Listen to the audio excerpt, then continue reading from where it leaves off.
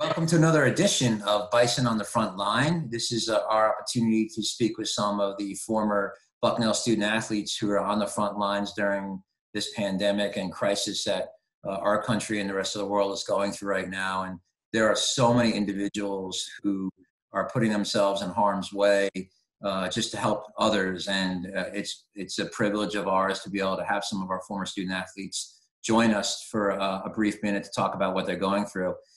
Joining us today is Christina Murray, who, if you knew her when she was at Bucknell, was Christina Baselga. And she's Bucknell class of 1991 and was one of the original women to start the women's varsity soccer program at Bucknell. So from its very humble beginnings to where it is now, it's amazing to see. And I'm sure Christina is very fond of that and can talk about that in a little bit. But first of all, Christina, I want to thank you for taking the time out to join us today. And first and foremost, how are you and your family doing right now? Hi, Todd. Thank you for inviting me to do this. First of all, it's an honor for me anytime I get to participate with something regarding Bucknell, which was one of my loves. So yeah, we're doing okay. I have a husband and 14-year-old son, and so we're on home quarantine for the most part. My practice is an outpatient medical practice, so I'm working sometimes from home, sometimes from the office. These weeks we alternate. So, you know, we're managing. We got school at home, work at home for 2 people, and a puppy who just got neutered today. So he's wearing his cone, walking around the house, banging around. Wow. Just for entertainment. I can flip the screen if you'd like. Just to add something into the mix, right? Right. Enough going on already. Right. So how has this changed your daily routine in terms of what you would do normally versus as opposed to how you're helping with the pandemic now? Yeah, so good question. We have a practice of 12 doctors. I'm with Inova medical system here in Northern Virginia, and I'm internal medicine. We're all primary care, internal medicine, or family practice doctors. So we're mostly outpatient trained at this point. I'm trained in both inpatient and outpatient. So we take care of our patients in our clinics. Routinely, we would go in and see, you know, our patients during the day, answer phone calls, and review whatever we need to, and go home. So right now, what we've changed to is almost all telemedicine. We see our patients by video conference with Zoom, or we do a phone call, which is a little bit easier for some of the older ones.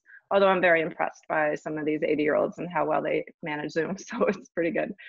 So it takes away the touch, and it takes away the exam that we can do, listening to the heart and lungs. Very difficult when you can't be in the same room. But we can manage a lot of what we do by just a visual aspect and by the interview. And then we're refilling medicines, and we're taking care of people's blood pressure and diabetes and other things. So we still manage all of that. And then we work hand in hand with our colleagues that are inpatient docs, trying to keep our patients out of there so that they're not overwhelmed. So it's a change, but we can do it. I'm lucky to have great administration and great colleagues. So we're still managing pretty well. I would imagine that your situation in a clinic type setting would be almost the opposite of what's happening now in an emergency room type setting, where they're being flooded with COVID people, and most folks probably want to avoid the doctor's office right now unless they absolutely have to get there. Yeah, exactly. So we're keeping everybody out of the hospital, number one, and really out of our office, number two, for their own safety. We have some limited, PPE or protective equipment in case we do see somebody that we then suspect is a high-risk person. But for the most part, yeah, we're much quieter in the office, and managing a lot of stress and anxiety and those kind of phone calls from home. I was on call the first week that we hit with numbers here in Northern Virginia. So it was a lot of phone calls. People were wondering what their symptoms were, and were they suspicious? So that's been a lot of our job, is to triage those kind of symptoms and see if they need to be tested and see if they need to go into the ER, and really try to keep them out of the ER. if we can. So with the hospitals that your organization partners with or works with, are you hearing stories from colleagues there about what they're going through and how severe it is there? Yep. Yeah. So my practice actually straddles two different medical systems. I'm with the Inova medical system right now, and then Virginia Hospital Center is my traditionally inpatient hospital for my patients because that's where I was located originally. Those two systems, I'm in contact on teleconference almost every other day for either one, talking numbers, talking ICU patients, getting a feel for what's going on. They were really well prepared in this area. We knew what was coming because New York had gone through it, because we'd watched Europe, we'd watched Italy. The number of teleconferences and resources that we're reading on a daily basis, and then communicating with each other is overwhelming. You don't have time to do it all, but it's really impressive to see the amount of knowledge that we are making leaps and strides on daily with this. Our colleagues in the hospitals are right in the front lines of the trials. We've got the remdesivir trial going on. We've got the plasma trial going on. So, and then various other medications. So it's cutting edge. Shout out to Eric Anderson from back in our old days at Bucknell. That's right. He's in the ICU at Georgetown. He's really front lines. And he has been taking care of, they've had over 100 patients on a daily basis, I believe, on their census, varying in the ICU as far as their sickness quotient, but really taking good care of these people that are coming in when they're really sick. So that's a good point you just made. Your colleagues and friends, and particularly Eric, who's also a Bucknell alum, Yeah. are you guys using each other as sounding boards to get through these tough times? I can't imagine how almost deflating it could be to have to deal with these pressures day in and day out and not always seeing positive results. How do you get through that? Yeah, you have your academic ways of getting by, and you have your personal and emotional strengths and weaknesses to deal with.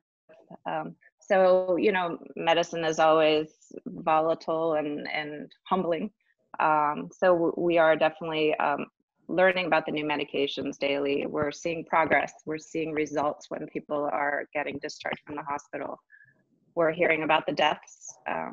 We try to figure out why those deaths happen, and we try to feel in some way that it was because of a reason. They had pre-existing conditions or something else, but not all the time. And that's tough. And that's really tough, especially when the surprisingly young person goes in and doesn't come back out.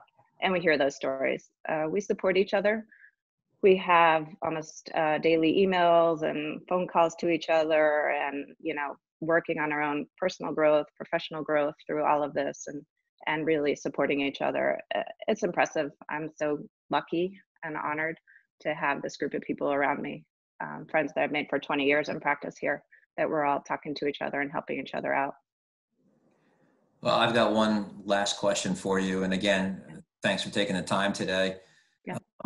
Harken back to your days as a student athlete at Bucknell. What might you take from that experience, or what have you taken from that experience that has helped you deal with your job on a daily basis, but also in particular in a crisis situation like this one?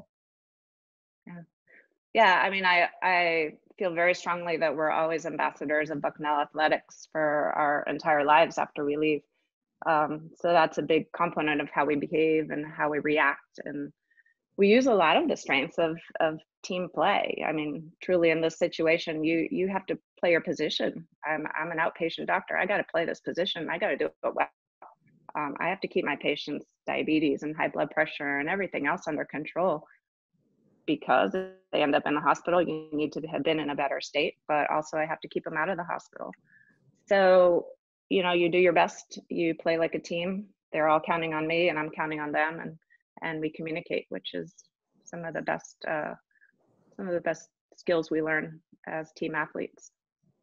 Well, I certainly appreciate everything you're doing, and I know everybody you work with does as well. And we thank you for that, and everybody else that's on the front lines. And I hope that you and your family continue to stay safe and healthy, and we'll see you back on campus soon when things return to some sort of normalcy, and we look forward to that day. Good. Yeah, we do too. All right. Miss Bucknell. Thanks a lot. A shout out to the women's soccer team too. They're very skillful at doing the videos and the Instagrams. Yeah, it's been really, you know, if this situation has given us one positive, it's enabled a lot of our student athletes, past and present, to connect with each other, and fill some of that time and tell stories that hold a special place in, you know, everybody's who was a student athlete here or is right now, and it really makes you cherish every moment that you have when you're in a situation like this one. Yeah, very Well, true. again, thanks a lot for your time today, and we will see you soon. Thanks, Todd.